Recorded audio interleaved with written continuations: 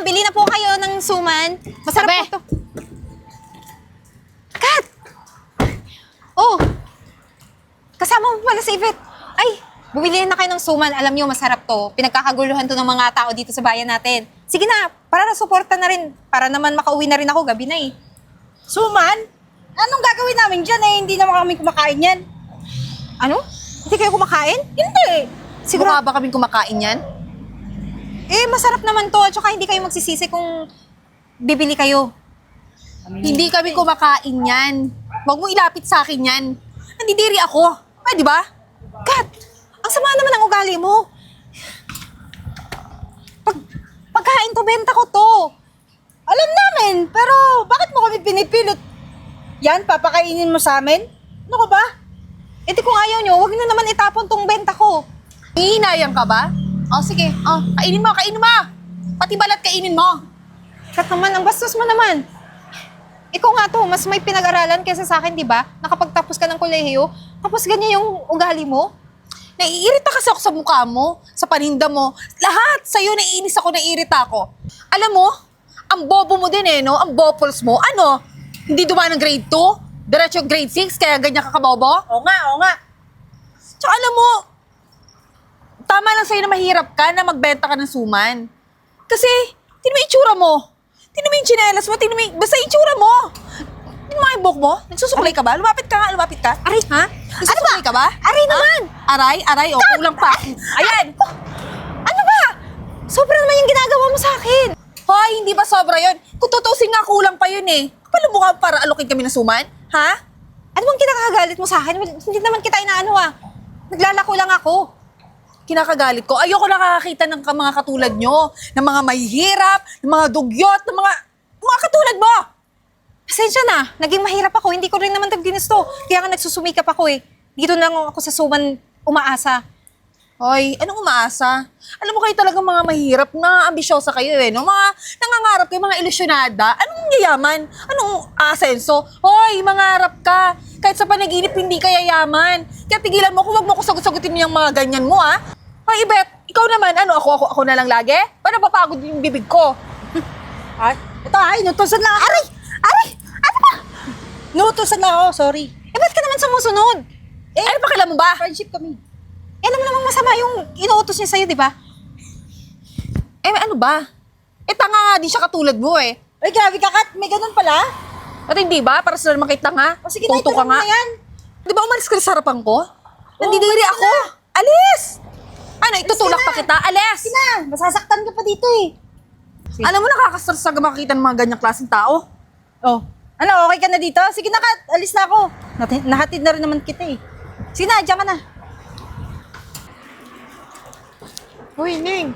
Ay, Suman yung patingin nga. Ito nga. Ma'am Gina, ako po to. Classmate mo ako ni Kat. Ay, ikaw ba yun? Buti na tandaan mo pa ako. Opo eh. Ay, ano po ba? Ito ba yung suman na anak ka ba ni Aling, ano nga yun? Yung nagagawa talaga nito? Ay, Aling Lydia? Opo, ako po yun. Ay, naku, masarap itong suman na ito. Kaya nga po eh. Ako na rin po yung gumagawa ngayon ng suman. Kuhang-kuha ko naman po yung timpla niya dati. Talaga, nakakatuwa ka namang bata ka. Ba't ginabi ka na sa paglalako? Ang totoo niyan po, marami na po akong nabenta. Kaso po, gusto ko po pong magbenta eh. Malakas po kasi. Nagpahinga lang po ako saglit. Pwede bang matikman? Ay, opo, kahit sa inyo na Uy, po yan. tita. Oh. Ano ginagawa mo dito? Gabi-gabi na, naglalakad ka pa, may Ay, kotse ka naman. nag-crave ako ng suman. Kasi yung nanay nito, suki ko. Ay, Oo, Tita, si Aling Lydia. tita, sigurado ka, titikman mo yan?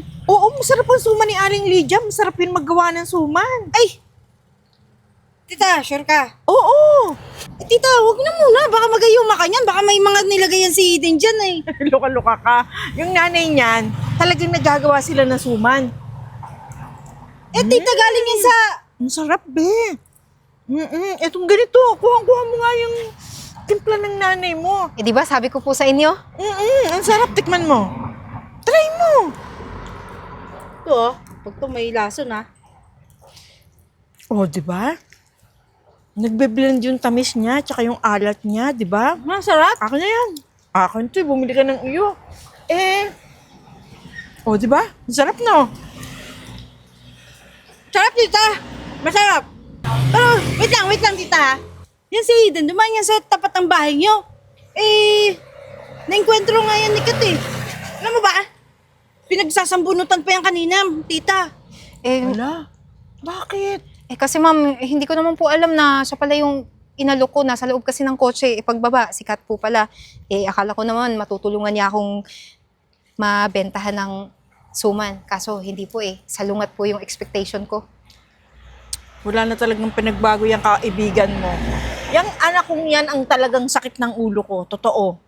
Oo nga, tita. Wala nang pagbabago yan si Kat. Hanggang tumanda na siya ganyan, napaka mambubuli. Kahit sa mga kapatid niya, ganyan din yan. Ay naku, Neng, pasensya ka na ha. Ano nga bang pangalan mo? Eden po. Eden, pasensya ka na sa anak ko ha. Pero, balik tayo dito sa Suman. Pwede bang pumunta ka sa opisina bukas? Ako po? Oo. Bakit po? Wala. Gusto ko lang makita ng mga office mate ko tong Suman mo. At saka, meron tayong pwedeng pag-usapan tungkol sa Suman na to. Sigurado po ba kayo? Sige po. Yung pagkatapos mo lang maglako, ganun.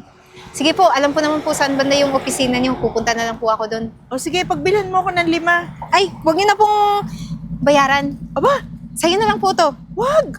Ikaw nga nagtsatsaga magtinda eh. Pasensya na po, wala na pong plastic. O tama, isa na lang. Tama na yan. Ito nga yung may mami. At, sorry. Ikaw Kung na ayaw lang? mo, tita, akin na lang. Ay, Masarap sige, din. sige. O, Sige. sige. Alam mo, may mga kakilala ko, mga food technologies, tsaka kung gusto mong ma-improve yung packaging ng suman mo, pwede na nating lapitan yung mga kaibigan ko. Sige. Pwede naman. Pero siguro, uunahin ko muna si ma'am na kausapin. Uy, talagang aantayin kita doon. Aantayin ka talaga kita bukas, ha? Sige po, O, makakasa paano? kayo. Salamat, ha? Salamat po. O, diba? Thank you, Eden, ha? Sige po, maglalako pa po ako. O, sige, thank Halika you. na, mami, hatid na kita sa inyo. Ma'am, hello po. Pasensya na po, nalita ko kasi naglako pa po ako dito mga suman. Pero ano po ba yung pag-uusapan natin? Kinakabahan po ako. Baka pagalitan niyo ako tungkol dun sa anak niyo. Hindi ko naman po siya inaway Ay, Siya po hindi. yung nang gulo sa akin. Wala yun. Ang inaano ko sa'yo, gusto ko tayong makausap tungkol dyan sa suman. Bakit po, ma'am? Gusto ko kasing idagdag sa business ko. Meron kasi akong mga restaurant, maganda yan, parang dessert. Ma'am, alam ko naman pong masarap tong mga suman ko. Kaso baka po hindi magustuhan ng mga customers mo kasi alam mo na, mayayaman sila. Baka hindi sila nakain ng ganitong pipitsugin lang para sa kanila. Ilalagay namin yan sa mga Pilipino food doon. Pwede yan. No, ma'am, super saya ko po kung ganun po yung intention niyo. Bakit niyo ako hinausap ngayon? Hoy! Anong naririnig ko, ma? Pinag-usapan yung tutulungan mo siya. Tutulungan mo itong babaeng to? Ano naman problema doon? Kukunin ko yung suman niya doon sa isang resto natin malapit sa Tagaytay. Isang malaking desisyon yan. Hindi naman kailangan tulungan yan eh. Unang-una, hindi mo naman kakilala yan. Hindi mo nga kamag-anak yan eh. Kung may dapat katulungan, ako hindi siya. Sino ba yan? Sino ka ba para tulungan ni mama? Kat, ano pang tulong ang gusto mong gawin ko sa'yo? Wala ka nang ginagawa sa buhay mo. Hindi pa ba tulong yan sa'yo? Dapat nga, yung mga ganitong klase ang tinutulungan, masisikap sa buhay. Hindi kagaya mo, gumigising sa gustong oras ng gising. Pagkagising, magbibihis, ayan, nakanganga na naman, hihingi na naman ng pera kay mama. Mas masarap tulungan yung mga ganito na, kita mo siya, nagsisikap, madaling araw pa yan, tsak, ginagawa na nila yan kagabi pa. Madaling araw, naglalako. O, di ba? Ano ka ba? Hindi ko naman kasalanan na pinanganak ako mayaman. Tsaka kasalanan niyo yung kung naging mahirap siya. Pero ako, hindi ko problema yun. Tsaka ang sakit sa tenga na tutulungan mo siya. Teka lang, Kat, ha? Hindi naman masama yung ginagawa ko, ha? Tsaka mama mo na rin yung nagsabi na tutulungan ako. Siguro naman, mapapaunlad ko pa yung business na to kung tutulungan ako ng mama mo. Hoy. Tigilan mo yung tulong. Alam mo, abusado ka talaga, no? Feeling ko may binabala kang masama. Ano? Wala akong ganung balak. Hoy, Kat! Huwag mo nga siyang pagsasalitaan ng ganyan. Alam mo kung tutuusin, bilib ako sa mga taong ganyan, masisikap sa buhay. Ano sinasabi mong mahirap mayaman? Walang mahirap mayaman sa taong masipag, masikap, ganun. Hindi mo kagaya. Pinag-aral kita sa exclusive school, ano nangyari sa'yo? Wala, ganyan ka na lang, pag-gimik-gimik ka. Ano nga ang gusto mong mangyari? Na tumulad ako sa kanya? Eh, ayoko nga. Hindi ko sinabi sa'yo yung tumulad ka na magtinda o ano. Maghanap ka ng kung dapat mong gawin, magbanat ka ng buto. Alam mo, pa-epal ka kasi. Kung hindi ka naman dumating, hindi ka nakilala ni Mama, hindi naman ako ipagkukumpara sa'yo. Eh, hindi ko naman ginusto na makakilala din kami ng mama mo. Natikman niya lang naman yung suman talaga. Nasarapan siya, kaya gusto niyang mag-invest dito. Sige na, Kat. Umalis ka na, may pinag-uusapan kami. Talaga ako papaalisin mo? Hindi pa kami tapos mag-usap. Ano yung trabaho ng batang yan? Eh, ganito na lang. Kung yan ba ilalagay ko dun sa business ko sa Tagaytay, magagawa mo ng mga ilang pieces ang kaya mo isupply sa akin. Eh, kahit po ilan, ma'am, kaya naman po. Eh, basta sabihan niyo lang po ako ahead of time para po makahanap din po ako ng ibang tutulong para mapadali po yung pagluto ng suman tsaka ma-deliver agad sa inyo. Oo, sige, sige. Eh, teka, bago ka umalis, bibili ako ng 5 peraso. Ay, huwag niyo na po bayaran. Sa inyo na po yan. Abay, wag naman. Negosyo yan, syempre. Hindi po, ma'am. Eh, alam ko naman na malaki din yung tulong na maibibigay niyo sa akin pagkatapos nitong pag-uusap natin. O sige, after 1 week, kukontakin kita ha. Sige po. Para maumpisahan na natin yung business natin. Sige po, maraming salamat. O sige. Basta wag mo ibahin ng timpla ha. Ito pa rin yun ha. Ma'am, wag po kayo mag-alala. Ako naman po nagtitimpla. O sige. Thank you dito sa libre mo. Mauna na po ako. Okay, Maglalako thank pa you. ako. Sige, Ann. Ingat. Ma'am Gina, Oh. pasensya ka na. Alam kong busy ka, pero ako rin naman busy. Pero gusto kong ipakita sa'yo na yung business natin. Tingnan mo. 5 times po yung nilaki ng sales. grabe. Ang laki nga. Tsaka alam mo po ba, may iba pa po ako nakausap na interesado silang mag-invest dito sa suma na pag-e-export natin. O ikaw, carry mo ba? Ay, bakit naman po hindi? Bakit ngayon pa ako susuko? Eh, nasimulan na natin to. Tsaka gusto ko rin po talagang mas umunlad pa tong business natin. O sige, go tayo. Sure ka na po ba? Basta sinasabi ko sa'yo, akin yung kapital, bahala kang mag-manage kung paano gagawin lahat ng orders natin. Ako po, maraming salamat po talaga sa inyo. Kung hindi dahil sa inyo, hindi ko naman ito maaabot lahat. Parang saya sa inyo naman, lalo ka na. Sobrang saya mo ba? Dahil feeling mo, anak ka na rin? Masaya lang kami kasi lahat ng business na pinasok namin, click na click. Tignan mo si Eden. 2 years lang ha, na magkasosyo kami. Pareho kami nagkatulungan. Kumita siya, kumita ako. Tingnan mo naman, ang laki ng nagawa sa kanya ng pagiging magkasosyo namin. Sipag naman kasi nito. Kaya, sana, Kat, kung naging kagaya ka lang niyang masikap, baka hindi ako masyadong hirap dito sa opisina. Ang dami mo naman sinasabi. Wala naman akong pakialam kung yumaman kayo, maghirap kayo. Basta kailangan ko pera. Tsaka hindi yan ang pinunta ko dito. Para marinig yung mga kung ano yung pinagsasabi mo. Napunta ako dito para sa pera. So alam mo na, pay ako pera. Ngayon, hihingi ka na naman ng pera. Ano yung pinagbago? Nasabi pang nakatapos ka? Sa magandang school pa, ha? Okay lang sa akin kung ayaw mo ditong pumasok sa kumpanya ko, okay lang. O sa ibang kumpanya ka mamasukan. Kaso hindi Ayaw mo din doon, ayaw mo din dito. Ganyan ka na lang. Ha? Uuwi ka sa madaling araw, laseng, gimmick ng gimmick. Kat, pigang-piga na yung utak ko sa ugali mo. Alam mo, yung ginagawa mo, kaya ka nagiging tamad, parang nakukonsinti na lang kita. Kaya, parang alam mo ang desisyon ko, Kat, pabayaan ka na lang sa buhay mo. Sa tamang edad ka na. Umalis ka na sa poder ko. Anong aalis? Ba't ko naman gagawin yon? Ano ako, tanga? Aalis? Ang ganda-ganda na ng buhay ko. Para ako nakahiga sa pera. Sige, sasabihin mo sa akin, aalis ako? Umalis ka sa poder ko para matuto ka sa buhay mo. Kat, hindi habang panahon na buhay ako. At hindi habang panahon ganyan ka na lang.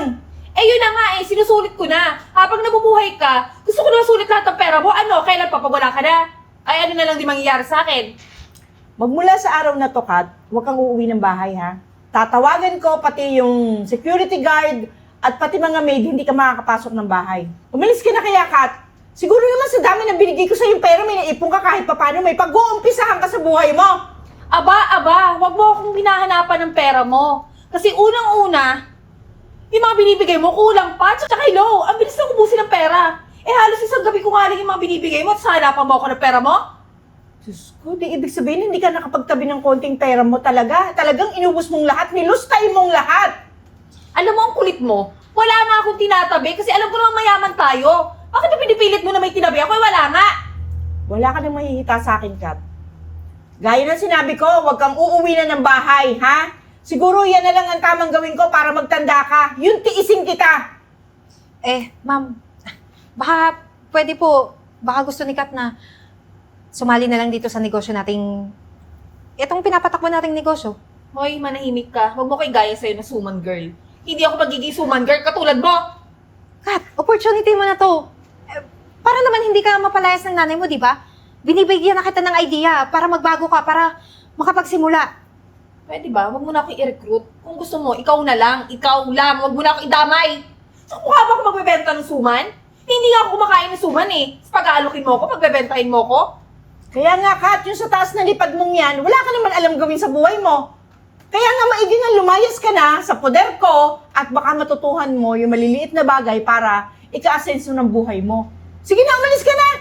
Tingin mo, hindi ko kaya mabuhay nang wala ka? Hoy, kaya ko dahil marami akong mga kaibigan na mga mayayaman din na hindi madabot katulad mo. Nagdadabutan mo ako.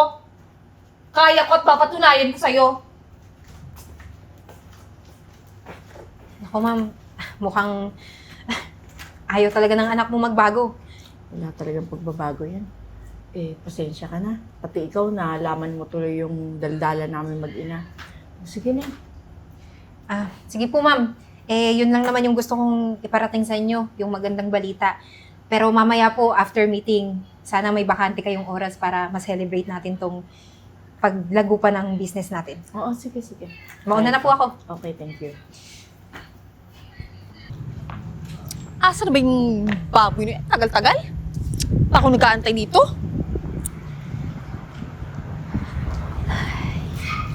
Oy, Kat! Ano? Bakit pa ako pinapunta? Aba, buti dumating ka pa. Kanina pa ako nag-aantay sa'yo, oh. Oh, bakit? Ano problema mo? Bakit may maleta ka? Saan ka pupunta? Hindi ba halata?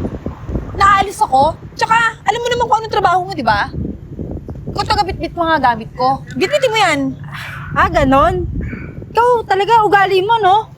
Anong tingin mo sa akin? Magka-level lang naman tayo ng yaman dito. Saba, kung makapagkasta ka, parang buchacha mo naman ako. Bakit hindi ba? Hoy, tsaka, oo, tama ka, magka-level tayo ng yaman. Pero hindi tayo magka-level ng muka. Ay, sama talaga ng ugali, no? Alam mo, ikaw, nakakainis ka eh. Kaya simula ngayon, FO na tayo. Friendship over. Wow, talaga sa'yo pa nanggaling yun? Ba't di ba dapat sa akin nanggagaling yun?